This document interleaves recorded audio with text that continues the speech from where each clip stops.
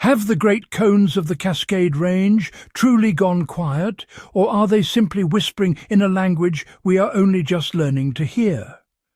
What do faint tremors, a few centimeters of slow uplift, and ephemeral puffs of steam tell us about magma that can lurk for centuries, then rearrange the landscape in hours? If earthquakes are the alphabet and ground swelling the grammar, what sentences are Mount Saint Helens, Mount Baker, Mount Hood, Mount Adams, and the Three Sisters composing beneath forest and ice? This investigation passes those subtle messages, passing seismic signatures, plumbing geometries, melt chemistry, and the physical mechanisms that translate pressure and heat into crack and flow. Mount Saint Helens has become the laboratory for modern volcanology, because its 1980 climactic eruption and subsequent decades of dome building laid bare the mechanics of explosive decompression, magma mixing, and conduit dynamics. Today, its deep plumbing is a multi-layered structure. A long-lived crustal reservoir sitting at depths of about 5 to 10 kilometers, about 3 to 6 miles, overlies a deeper magmatic source that rises from roughly 25 kilometers, about 15.5 miles, in the mantle wedge. Seismic monitoring in recent years has revealed episodic swarms of small earthquakes, more than 400 micro-earthquakes, during a notable late summer uptick in 2023, clustered beneath the crater and extending into the upper flanks. Most of these events are too small to be felt, yet their spatial and temporal patterns are not random. They track the pressurization and brittle failure of rock as new pulses of magma intrude into the reservoir. Mechanically, these microseismic swarms are the rock's response to stress changes produced by magma ascent and reservoir recharge. When a new batch of magma, often hotter and less viscous than resident melt, ascends into a chamber, it increases chamber pressure. That pressure can be relieved by elastic deformation of the surrounding rock, by fracturing to create new pathways such as dikes and sills, or by degassing. Fracturing produces so-called volcanic tectonic earthquakes, high-frequency signals that indicate brittle failure. By contrast, movement of volatiles and brittle failure of preheated, water-saturated rock can generate low-frequency events and tremor. Under St. Helens, the recorded events during recharge episodes have been dominated by high-frequency swarms, indicating that brittle fractures are forming as the system accommodates the new magma. Importantly, the recorded largest events in recent swarms have been small, for example, a quake of magnitude 2.4, which implies limited fracture size and limited instantaneous slip, consistent with incremental pressurization rather than runaway dike propagation. Dike propagation is the process that converts subsurface pressurization into an eruption in many systems. A dike is a tabular body of magma that fractures the crust and propagates upwards, driven by its buoyancy and internal pressure. Whether a dike reaches the surface depends on a competition between the driving pressure of the magma and the strength and stress gradient of the overlying rocks. At St. Helens, the repeated recharge episodes appear to stimulate small dike and sill intrusions that stall in the upper crust, producing earthquakes and occasional small-scale deformation, but not a full conduit eruption. The presence of a viscous, crystal-rich cap in the shallow chamber can act as a plug, absorbing pulses of ascent and converting them into dome growth or merely further pressurization. When the plug is breached by sufficient overpressure, rapid volatile exsolution or mechanical removal explosive eruption can follow, but current measurements show no such breach. Ground deformation is modest, gas flux remains within background bounds, and seismicity, while elevated, has not become the sustained, accelerating signature typical of pre-eruptive dike propagation. Melt chemistry plays a role too. The reservoir beneath St Helens contains andesitic to dacitic melt, which is silica-rich relative to basalt and hence more viscous. Viscous magmas transmit pressure differently from low-viscosity basalt. They resist rapid ascent, favouring storage and gradual dome growth when they reach shallow levels. They also hold volatiles in solution at higher pressures. Sudden decompression can cause dramatic exsolution of gas and explosive fragmentation. In the present context, however, the influxes of fresh magma appear to be incremental and insufficient to rapidly change rheology or volatile saturation to eruptive thresholds. In essence, St Helens is demonstrating a cycle of deep recharge, elastic and brittle accommodation in the crust, and retention of magma in mid to shallow level reservoirs, a pattern that has recurred since the catastrophic eruption decades ago. Mount Baker is a glaciated edifice with extensive summit craters and a chemically evolved hydrothermal system. Its eruptive history in the written record is sparse. A steam-driven explosion was observed in the mid-19th century, but there has been no sustained magmatic eruption in the modern instrumental era. Geophysical monitoring shows that Baker is generally quiet compared to other Cascade peaks, with seismicity that is often rare and intermittent. Nonetheless, the Volcanoes' subsurface is not inert. Low-frequency volcanic tectonic events and occasional tremor episodes have been recorded, and the summit vents periodically exhibit increased fumarolic activity and heat flux. The mechanics beneath Baker are shaped by a combination of factors: the presence of an extensive ice cap, a hydrothermal system saturated with meteoric water, and a magma chamber that appears to be deeply buried beneath thick glacial and volcanic deposits. When heat and magma from depth impinge on a water-saturated system, the physical behaviour diverges from a dry magma system. Hydrothermal fluids and pressurized steam can migrate through fracture networks, triggering low-frequency seismicity and surface steaming without significant magma movement. In these cases, seismic signals are dominated by long-period and very long-period events associated with resonance in fluid-filled cracks and conduits rather than brittle failure of dry rock. The shallow hydrothermal circulation can mask or complicate detection of magmatic signals. For example, meltwater infiltration from glaciers, seasonal loading and unloading and pressurization of shallow aquifers can all alter stress conditions and cause seismic swarms unrelated to deeper magma dynamics. At Baker, seismologists therefore interpret many observed events as hydrothermal in origin rather than evidence of fresh magma intrusion. That assessment is supported by the absence of sustained uplift or anomalous diffuse gas emissions that would indicate new magma near the surface. From a mechanical perspective, if magma were to ascend at Baker, it would have to negotiate a glacial and hydrothermally altered cap that can be both mechanically weak and thermally conductive. That combination tends to promote steam-driven explosions in the near-surface environment phreatic or phreatomagmatic events rather than sustained lava effusion. The relative scarcity of high-frequency volcanic tectonic earthquakes at Baker suggests that large brittle fractures associated with dike propagation are not occurring at present. Therefore, current seismic swarms, when they do occur, are interpreted as fluid-driven or tectonic adjustments, consistent with a background state of activity where magma is present at depth but not actively erupting. Mount Hood, with its documented eruptions in the mid-19th century and a history of dome building and lahars over the last millennium, has a plumbing system characterized by relatively shallow reservoirs and a history of episodic dome growth.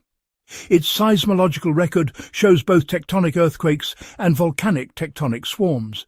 Careful discrimination between the two is critical because the region sits above active crustal faults as well as magmatic bodies.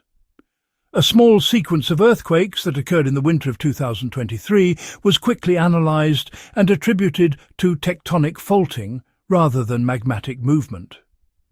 This distinction was made based on focal mechanisms, depths and spatial distribution. The quakes occurred on known tectonic fault planes at intermediate depths of roughly 5 to 8 kilometres, about 3 to 5 miles, with waveforms and stress orientations consistent with brittle slip on pre-existing faults. Mechanically, tectonic earthquakes can be triggered by stress perturbations from magmatic processes, but they can also occur independently as part of the region's tectonic cycle. At Hood, the shallow magma reservoir, generally inferred to be at a few kilometres depth beneath the summit, is often insulated from such faults by a combination of rock heterogeneity and the geometry of regional stress fields, so not every local earthquake translates into magmatic unrest. When magma does move under Hood, the expected seismic signature would include swarms of high-frequency events as dikes or sills propagate, accompanied by shallow, long-period events as volatiles escape and interact with cracks. In historic dome-building episodes, elevated seismicity preceded extrusion, but those cases were typically associated with clear geodetic uplift and increases in gas flux. The current monitoring network, enhanced in recent years with new seismic stations and improved GPS coverage, now detects even whisper-quiet events. The lack of accelerating seismicity, the absence of progressive uplift consistent with pressurized intrusion, and normal gas chemistry in fumaroles combine to reduce the probability that recent quakes herald renewed dome growth. Mechanically, Hood's system is behaving as a complex coupled elastoplastic medium. Faults slip episodically, but the shallow magma body remains mechanically stable. Mount Adams provides a contrast. It has been quiet for thousands of years, with the most recent magmatic activity dated to roughly 3,800 years ago. Geologically, Adams is dominated by voluminous basaltic and andesitic flows and a broad, deep-rooted edifice. Its subsurface is thought to host less evolved, lower viscosity melts compared with St Helens or the Sisters, and its hazard profile historically centres on basaltic effusion and flank instability rather than explosive dome growth. In late 2024, a localised sequence of 6 small earthquakes occurred beneath Adams over a short interval. While modest in magnitude, not perceptible to people on the surface, this cluster was anomalous relative to Adams' usual quiet seismicity, which averages perhaps one small event every few years. The localization of the events near a single station suggested that the activity was spatially restricted, and importantly, no uplift or gas anomalies accompanied the earthquakes. Mechanically, isolated microseismicity beneath an old edifice can be explained by several processes. Relaxation of residual tectonic stress, small-scale magmatic adjustments in a cooled reservoir, thermal contraction and cracking of altered rock, or fluid migration in fracture networks. The lack of geodetic deformation suggests that if magma movement is involved, it is either at very low volume or at depth, where surface deformation is minimal. In intrusive systems, small injections of magma can produce seismicity without measurable surface uplift because the elastic response is attenuated by thick crust, complex mechanical layering, or the distributed nature of storage. Additionally, many older volcanic systems harbour structurally weak, hydrothermally altered zones that can generate seismicity when heated by transient magma pulses, without the pulses themselves rupturing to form an eruption conduit. Thus, the Adams swarm fits a pattern of minor localized adjustment that is geologically interesting but not indicative of an imminent magmatic eruption. The Three Sisters complex in central Oregon comprises 3 adjacent stratovolcanoes with diverse histories. North Sister is largely extinct, Middle Sister has been dormant for thousands of years, and South Sister is the most recently active, with rhyolitic eruptions in the late Holocene. Of particular interest to volcanologists has been the recurrent pattern of inflation west of South Sister observed in satellite and ground-based geodesy over the past decades. From summer 2020 through late summer 2021, surface uplift measured roughly 2.2 centimetres, about 9/10 of an inch, in a broad area, with additional smaller pulses thereafter. This uplift, coupled with recurrent swarms of tiny earthquakes, reveals a dynamic subsurface, repeated magma pulses or the injection of magma at mid-crustal levels. Mechanically, the inflation beneath the sisters is best explained by magma intrusions forming a sill or lens-like body at depths on the order of 7 kilometres, about 4 miles. The Moji source model, a simplistic representation that treats the source as a pressurized point, yields reasonable fits to the uplift pattern and implies volumetric expansion consistent with a modest injection of magma into a shallow reservoir. In practice, real magma reservoirs are not point sources. They are complex shapes that can include sills, vertically elongated dikes and interconnected chambers. The observed uplift rates are modest, a few centimetres per year, not the rapid accelerating deformation that would indicate imminent dike propagation to the surface. Moreover, the seismicity accompanying the uplift is low in magnitude and diffuse, consistent with brittle cracking and hydrothermal adjustments rather than sustained directional dike growth. A key mechanical insight is the interaction between rhyolitic magmas and surrounding crust. Rhyolite is highly viscous and often crystal-rich, so when it intrudes shallower levels it tends to stall, deform and dégage rather than flow freely. This stalling leads to inflation and local seismicity as the host rocks adjust.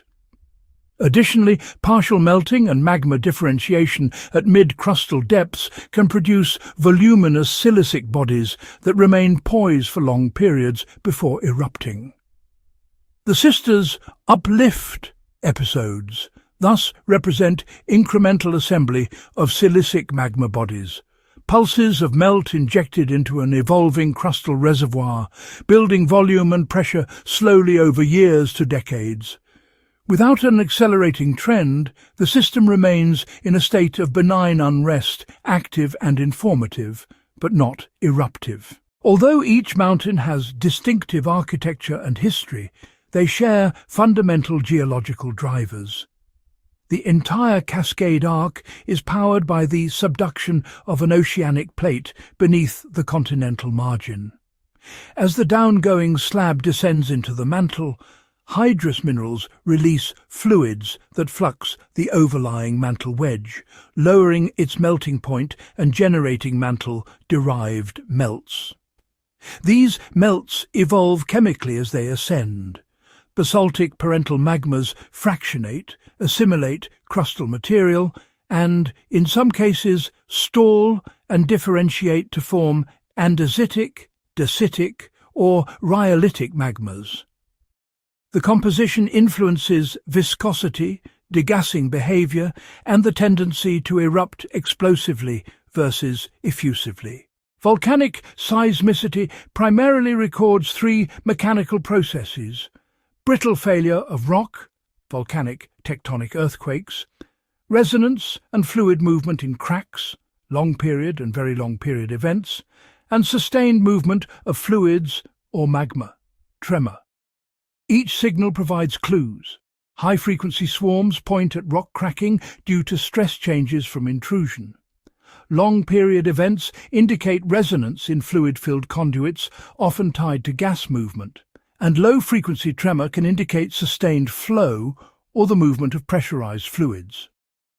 Disentangling these signals requires dense seismic networks, robust waveform analysis, and context from geodesy and gas monitoring. Ground deformation is another diagnostic.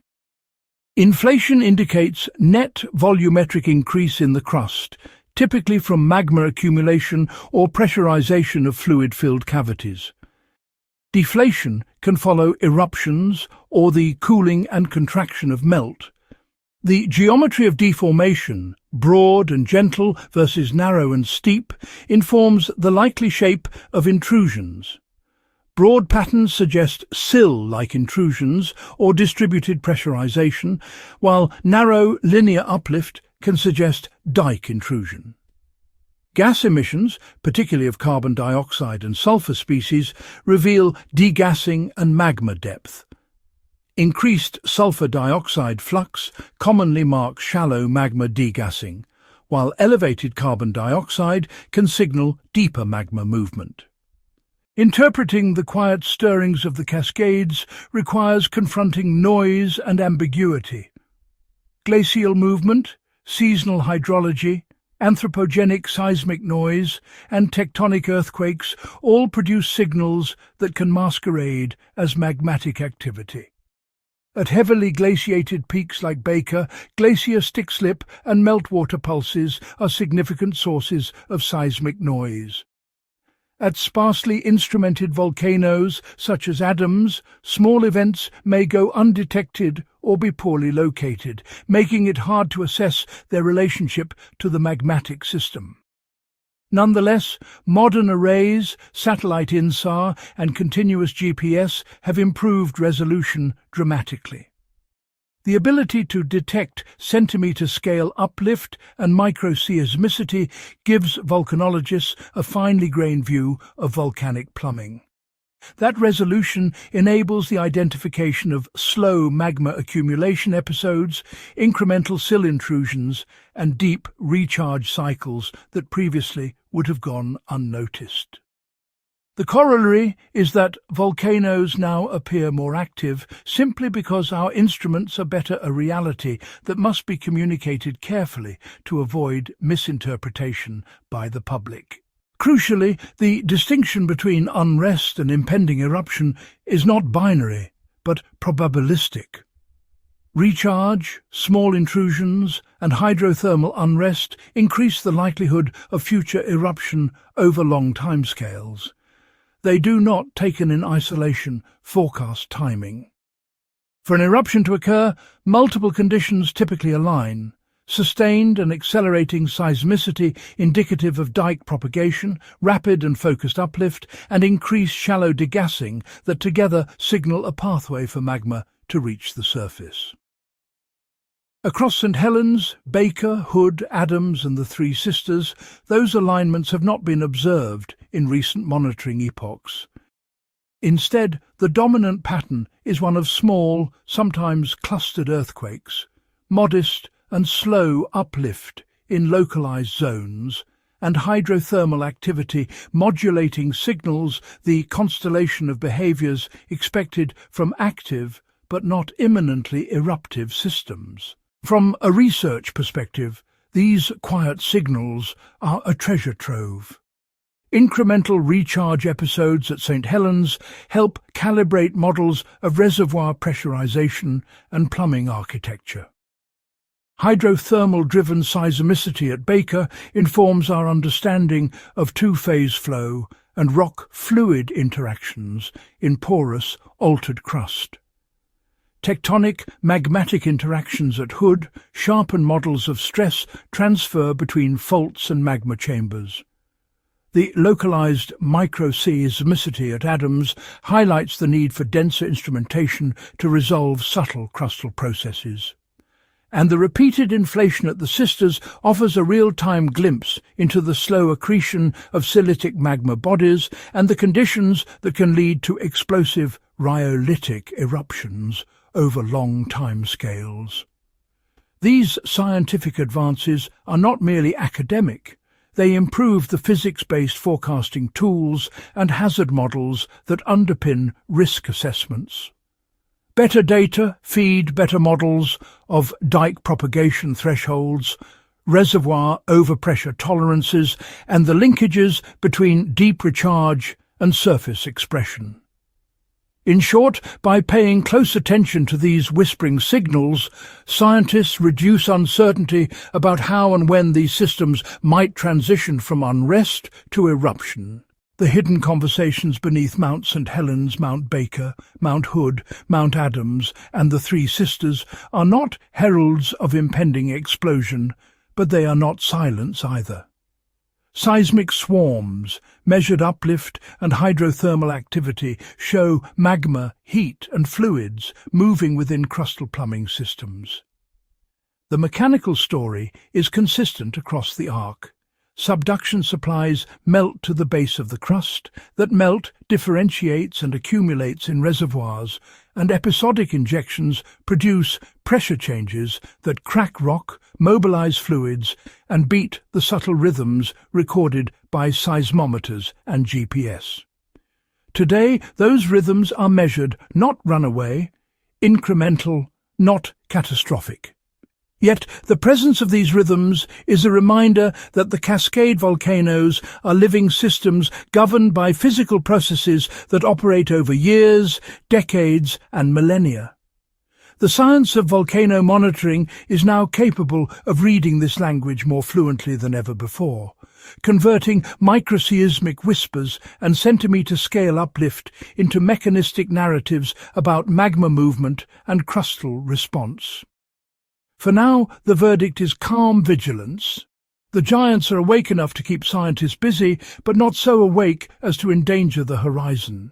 If you enjoyed this deep dive into the hidden power of the Cascade volcanoes, don't forget to like, share and subscribe for more cutting-edge science content.